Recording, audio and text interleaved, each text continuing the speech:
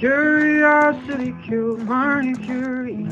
You're becoming a curious one. Progress is looking an awful lot like entropy here in my 24th loop round the sun.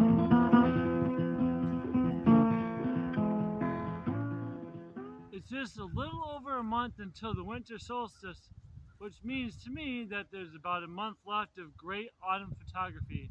That's right, just because October's over and the leaves have fallen off the trees doesn't mean that fall is over.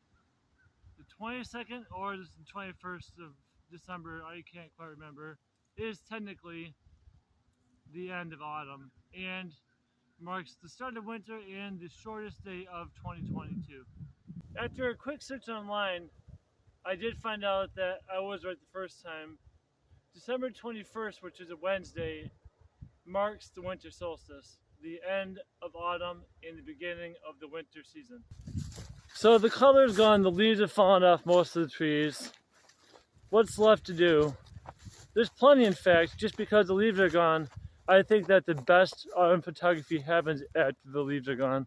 I did mention in a previous video, look towards the sky for inspiration. I think the skies in November are some of the most beautiful throughout the whole year.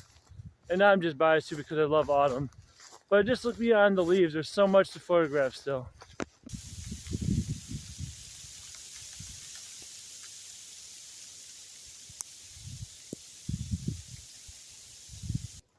Behind me is an example of that concept, look towards the sky. How beautiful is that, seriously? Got my Kodak Z-980 with me. This was really quite an impromptu shot, and actually this whole video just is kind of just going by the seat of my pants. So let's just see what happens with the shot.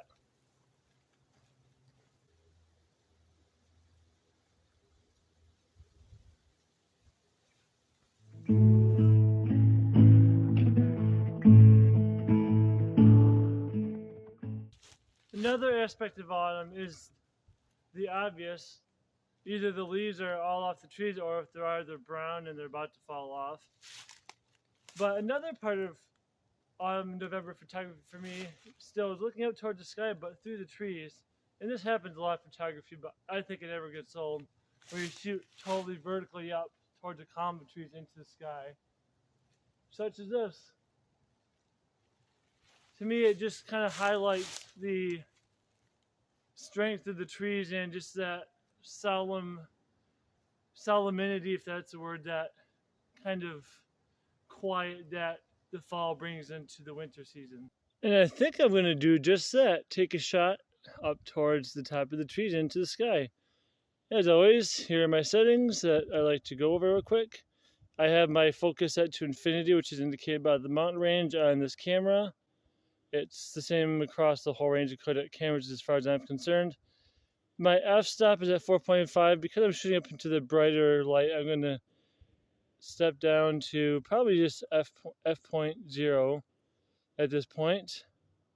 And let's see here. Exposure comp is okay. My ISO is going to stay at 64. And I believe my exposure metering is set to center weighted, which is an overall kind of exposure reading of the middle area of the screen, not the complete center, but just a general center area. And my autofocus zone doesn't really matter. Bracketing is off. None of that matters. Sharpness, don't really care too much. Okie doke.